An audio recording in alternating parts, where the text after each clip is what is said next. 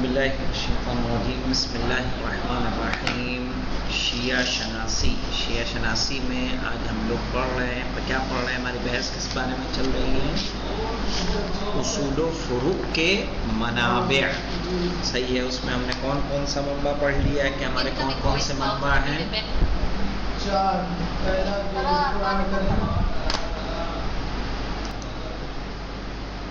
تو ان منابع میں سے ہم نے پڑھ لیا کہ سب سے پہلا منبع قرآن تھا، سنت رسول تھی، سنت اہل بیت، اور اب کیا آئے گی؟ عقل. تو یہ آخری جو ہمارا وہ ہے منبع اصول و فروع کو درک کرنے کا، وہ ہے عقل. کہہ رہے ہیں شیعہ مذہب کا ایک منبع تو سمجھتے ہیں؟ ہاں. نبع کس کو کہتے ہیں؟ نبع کہتے ہیں چشمے کو. چشمہ جہاں سے پھوٹتا ہے اس کو بولا جاتا ہے منبع. نبع تو چشمہ ہوا، منبع جہاں سے چشمہ نکلتا ہے. وہ مأخذ، صحیح، مأخذ عقل بھی ہے. یعنی شیعہ مذہب لیا جاتا ہے کہاں سے؟ عقل سے بھی. یعنی جہاں قرآن سے، اہل بیت سے، رسول اسلام سے، اسی طرح سے کس سے؟ عقل سے بھی لیا جاتا ہے. اب دیکھیں، اور عقل کے معتبر اور حجت ہونے کی سب سے واضح دلیل یہ ہے کہ خداوند عالم کا وجود اور دین و شریعت کا اثبات عقلی استدلال سے ہی وابستہ ہے.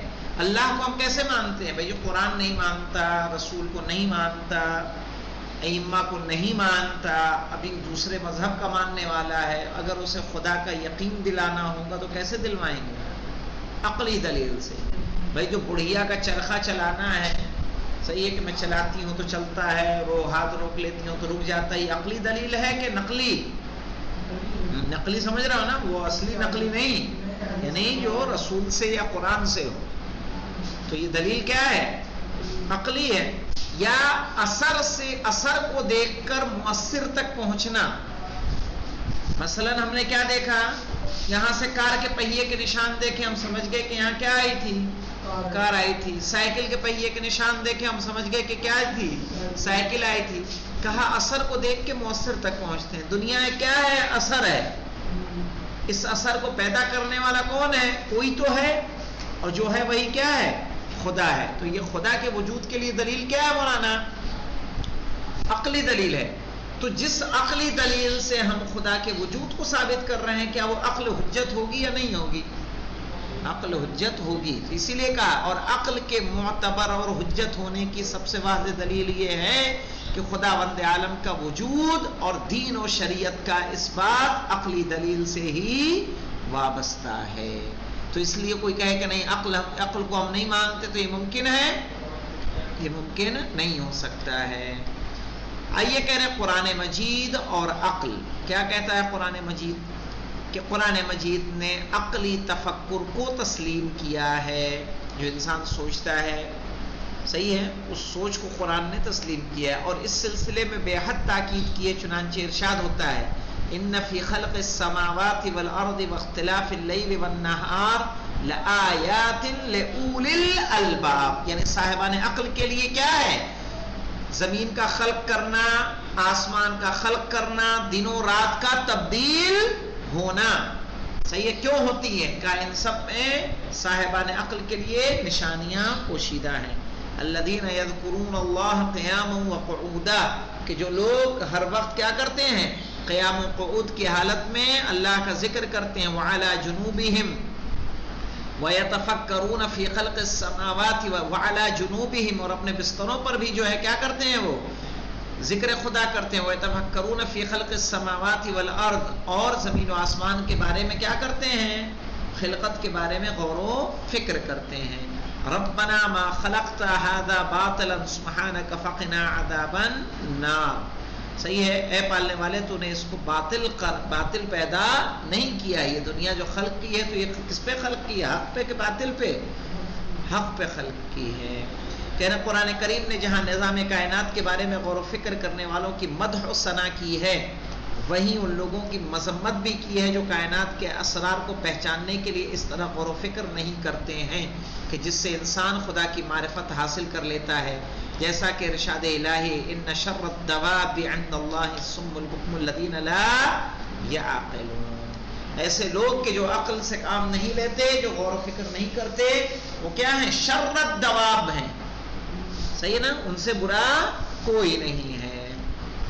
وَيَجْعَلُ الرِّجْسَ عَلَى الَّذِينَ لَا يَعْقِلُونَ، یعنی خود قرآن مجید نے بھی دینی عقائد کو ثابت کرنے کے لیے عقلی برہان کے ذریعے استدلال کیا ہے، جیسا کہ توحید کے بارے میں یوں استدلال کیا گیا ہے لَوْ كَانَ فِيهِمَا آلِهَةٌ إِلَّا اللَّهُ لَفَسَدَتَا. یہ دلیل عقلی ہے کہ کیا ہے؟ عقلی ہے کہ اگر زمین میں دو خدا ہوتے تو کیا ہو جاتا؟ یہ تو بالا ہو جاتا. اگر دونوں زمین و آسمان کے اندر دو خدا ہوتے تو دونوں تباہ ہو برباد ہو جائے. قیامت کے اس بات کے لیے مندرجہ ذیل برہان پیش کیا ہے. کیا؟ افحسبتم انما خلقناکم عبثا، کیا تم یہ گمان کرتے ہو کہ ہم نے تمہیں بیکار پیدا کیا ہے؟ وانکم الینا لا ترجعون، اور تمہیں ہماری طرف نہیں پلٹایا جائے گا. صحیح ہے؟ ایک دن تمہیں ہماری بارگاہ میں پلٹ کر واپس آنا ہے. تو خداوند عالم ہمیں غور و فکر کی دعوت دے رہا ہے کہ نہیں دے رہا ہے؟ جب غور و فکر کی دعوت دے رہا ہے تو غور و فکر کہاں سے کرے گا انسان؟ عقل سے کرے گا. اور ظاہر ہے یہی عقل ہمارے لیے کیا ہو قرار پائے گی؟ حجت قرار پائے گی. جس عقل کے ذریعے سے ہم قیامت کو سمجھ رہے ہیں، جس عقل کے ذریعے سے ہم خدا کے وجود کو سمجھ رہے ہیں، وہی عقل ہمیں شریعت کے اس بات میں بھی کام آنے والی ہے. اور معصوم رہبروں کی پیروی واجب ہونے کے بارے میں یہ استدلال کیا ہے. یہ قرآن مجید کا استدلال ہے مولانا. افمن یہدی الی الحق احق ان یتبع امن لا یہدی الا ان یہدی فما لکم کیف تحکمون. سورہ یونس کی آیت ہے کہ قرآن کریم نے کفار و مشرکین سے مطالبہ کیا ہے کہ اگر وہ اپنے دین کے بارے میں واقعا سچے دل سے ایمان رکھتے ہیں تو اس کی دلیل پیش کریں. کیا ہے منع؟ قل ہاتوا برہانکم ان کنتم صادقین.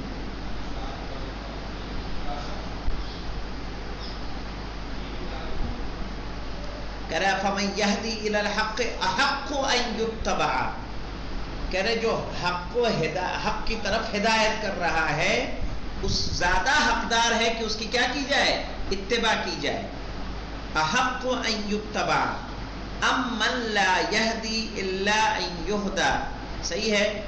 وہ لوگ کہ جو ہدایت نہیں کرتے الا ان یہدی، سوائے اس کے کہ ان کو کیا کی جائے؟ ہدایت کی جائے. فما لکم کیف تحکمون، تو تمہیں کیا ہو گیا؟ تم لوگ کس طرح سے فیصلہ کرتے ہو؟ ایک کہ جس کی ہدایت جس کو ہدایت کی ضرورت ہے تم اس کی پیروی کرو، ایک وہ ہے کہ جو حق کی طرف کیا کر رہا ہے؟ ہدایت دے رہا ہے. تو زیادہ حقدار کون ہوگا؟ کہ جو حق کی دعوت دے رہا ہے. پھر دیکھیے پیغمبر اکرم صلی اللہ علیہ وسلم سے کہا آپ کہہ دیجئے کہ تم اپنی دلیل پیش کرو اگر واقعا سچے ہو. قل ہاتوا برہانکم، اگر تم لوگ اپنی بات میں سچے ہو، ان کنتم صادقین، اگر تم سچے ہو تو کیا لاؤ؟ دلیل لے کر آؤ. ان کے بعد صاف الفاظ میں یہ بیان کر دیا گیا ہے کہ وہ لوگ اپنے ظن و گمان کے علاوہ کسی چیز کی پیروی نہیں کرتے ہیں اور یہ یقین و برہان کے مالک نہیں ہیں. ان یتبعون الا الظن وانہم الا یخرصون.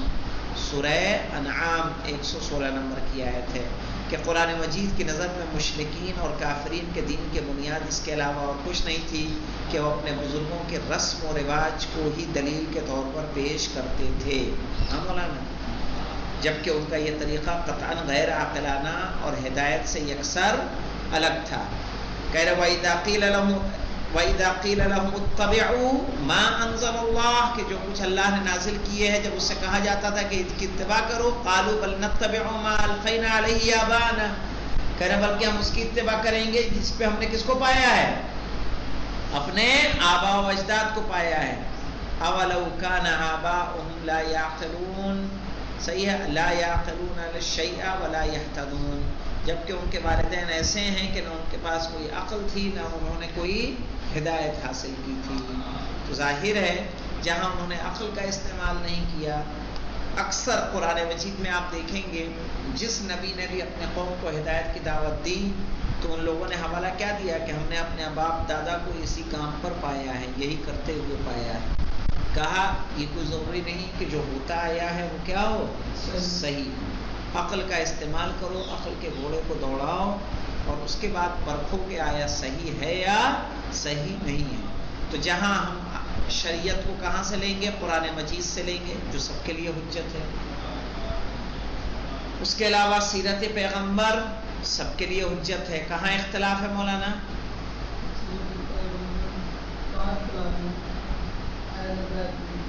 نہیں، اختلاف ہے کہاں سے لیں۔ سنت پیغمبر کس سے لیں؟ ہم اہل بیت سے لیتے ہیں اور وہ غیر اہل بیت سے دوسروں سے لیتے ہیں۔ ہم رسول ہی کی بات کر رہے ہیں، رسول کی سنت میں اصل اختلاف کیا ہے؟ بھائی وہ حدیثیں کس سے لے رہے ہیں؟ ابو ہریرہ سے، آئے سمجھ میں؟ ہم کس سے لے رہے ہیں؟ مولائے کائنات سے، امام حسن مجتبیٰ سے، امام حسین سے، باقی ائمہ سے۔ کس کی حدیثیں لے رہے ہیں؟ رسول کی۔ تو سنت پیغمبر میں ہمیں یہی مشکل ہے، اختلاف کہاں پیدا ہو رہا ہے؟ سنی بھی متحد ہے، شیعہ بھی متحد ہیں، صحیح ہے، بس طرق اخذ میں فرق ہے، لینے کے طریقے میں فرق ہے کہ ہم احادیث پیغمبر ابو ہریرہ سے نہیں لیتے یا اور جو نام ذکر ہوئے تھے ان سے نہیں لیتے ہیں، بلکہ معصومین سے لیتے ہیں، صحیح۔ پھر آ گیا تھا سیرت ائمہ، اس میں کون ہے؟ کیا سنی مشترک ہیں؟